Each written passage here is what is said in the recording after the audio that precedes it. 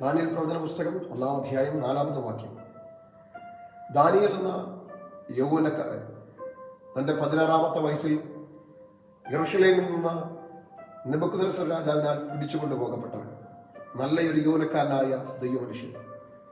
ദൈവത്തിൻ്റെ പരിജ്ഞാനവും ദൈവത്തിൻ്റെ ജ്ഞാനവും ദൈവത്തിൻ്റെ സൗന്ദര്യമൊക്കെ ഉണ്ടായിരുന്ന ഒരു നല്ല യൗവനക്കാരൻ തൻ്റെ യൗവനത്തിൽ തന്നെ തൻ്റെ ജീവിതത്തിനകത്ത് പ്രതീക്ഷകൾ നഷ്ടപ്പെട്ടു. എല്ലാ പ്രതീക്ഷകളും നഷ്ടപ്പെട്ടു പോയപ്പോൾ സ്വർഗത്തിലെ ദൈവം ആ പ്രതീക്ഷകളൊന്നും നഷ്ടപ്പെടുത്തിയില്ല. ജീവിതത്തിനകത്ത് നല്ല യൗവനത്തിൽ നിങ്ങളുടെ പ്രതീക്ഷകൾ നഷ്ടപ്പെട്ടു പോയെങ്കിൽ, ജീവിതത്തിനകത്ത് നല്ല യൗവനത്തിൽ നിങ്ങളുടെ എല്ലാ ലക്ഷ്യങ്ങളും അവസാനിക്കപ്പെട്ടെങ്കിൽ, നിങ്ങളുടെ സ്വന്തം ദേശം നിങ്ങൾക്ക് നഷ്ടപ്പെട്ടെങ്കിൽ, നിങ്ങളുടെ പട്ടണങ്ങൾ നിങ്ങൾക്ക് നഷ്ടപ്പെട്ടെങ്കിൽ, നിങ്ങളുടെ അവകാശങ്ങൾ നിങ്ങളുടെ കയ്യിൽ നിന്ന് നഷ്ടപ്പെട്ടു പോയെങ്കിൽ, ആ നഷ്ടങ്ങളെയൊക്കെ തിരിച്ചു കൊടുത്ത ഒരു ദൈവമുണ്ട്. ആ നഷ്ടങ്ങളെയൊക്കെ പരിഹരിക്കുന്ന ഒരു കർത്താവുണ്ട്. എല്ലാ നഷ്ടങ്ങളെയും പിന്നിൽ നമ്മെ കാത്തിരിക്കുന്ന ഒരു വലിയ ജയമുണ്ട്. നഷ്ടങ്ങൾ ഒന്നിൻ്റെയും അവസാനമല്ല.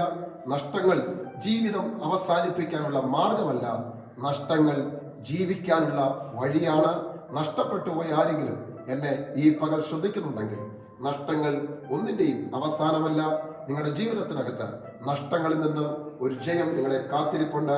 നഷ്ടപ്പെട്ടു പോയതെല്ലാം ദൈവം നിങ്ങൾക്ക് തിരിച്ചു തരുവാൻ പോകുന്നു. എന്തിൻ്റെയൊക്കെ പേരിൽ നിങ്ങൾ നഷ്ടം അനുഭവിച്ചോ, നിങ്ങളുടെ അപ്പൻ നഷ്ടപ്പെട്ടോ, അമ്മ നഷ്ടപ്പെട്ടോ, സഹോദരങ്ങൾ നഷ്ടപ്പെട്ടോ, നിങ്ങളുടെ അവകാശങ്ങൾ നഷ്ടപ്പെട്ടോ, നിങ്ങളുടെ സമ്പത്ത് നഷ്ടപ്പെട്ടോ, കർത്താവ് നല്ല പിതാവായി, നല്ല മാതാവായി, നല്ല കൂട്ടുകാരനായി കർത്താവ് നിങ്ങളുടെ കൂടെ കാണും. നഷ്ടങ്ങളെ ഓർത്ത് കരയരുത്.